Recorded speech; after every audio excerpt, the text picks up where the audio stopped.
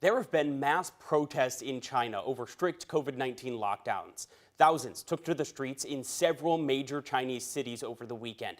Some of the demonstrators even calling for Chinese President Xi Jinping and his Communist Party to step down. ABC's Faith Abube is in Washington with the latest.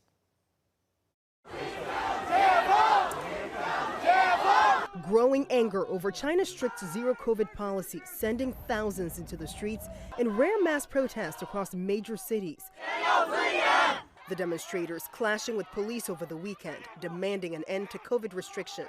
The zero-COVID policy has been a disaster, both economically and politically inside China. Some of the demonstrators chanting, "We want democratic rule of law, we want freedom of speech," a brazen act of defiance as some call for President Xi Jinping and his Communist Party to step down.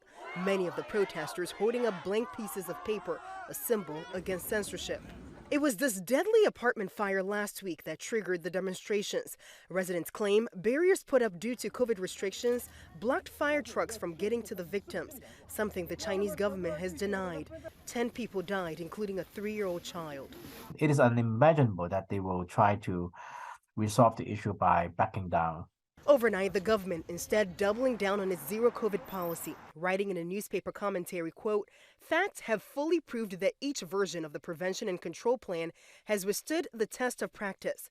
Meanwhile, some concessions on the ground amid the protests. Urumqi city officials now easing lockdowns in low-risk neighborhoods. Beijing also announcing it's lifting lockdowns in 75 neighborhoods and will no longer block access to apartment compounds. Beyond China, there are also global concerns about the impact of the strict COVID policy on supply chains. One analysis estimates the Chinese lockdowns have led to a 35 to 40% drop in iPhone 14 Pro inventory as we begin the holiday shopping season. In Washington, Faith Abube, ABC News.